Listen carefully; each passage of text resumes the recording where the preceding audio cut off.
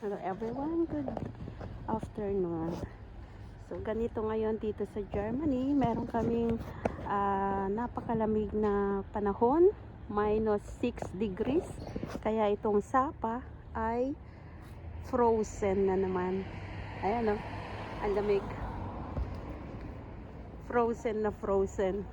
At yung mga puno, wala nang mga dahon. So gray weather. Pero may araw. Maaraw ngayon. Pero sobrang lamig. Ayan. Sobrang lamig.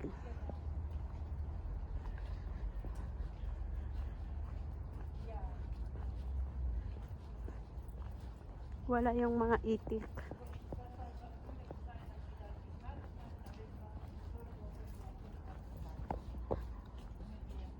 Ibon. Ano, maya.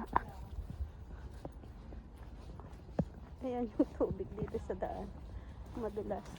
Kasi ice. Frozen siya. Tingnan nyo, oh. Kung ano-anong mga basura nandyan sa tubig.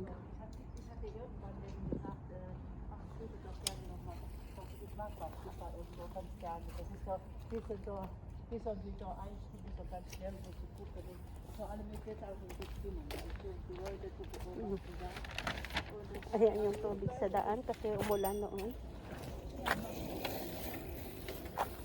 Talagang ice na siya.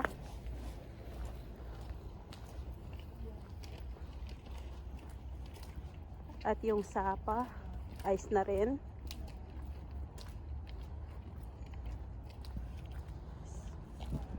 Pero sa mga bundok, puro snow doon. Napakalamig, snow. Makapal ang snow nila. Pero dito sa amin sa Bonn, kasi nasa lambak kami, Tal ang tawag dito sa Germany, or nasa valley kami. Kaya ganito, hindi kami masyadong nag-i-snow dito, hindi masyadong nag-i-snow dito sa Bonn.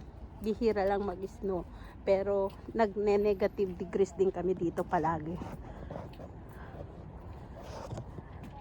Ayan, walang mga itik, walang mga ibon. Dahil titigas sila kapag nandyan sila sa tubig. Yung mga isda, nakatago na lahat yan sa ilalim. Ayan, so ganito kalamig kapag winter dito. So, pag walang gloves, talagang maninigas yung kamay.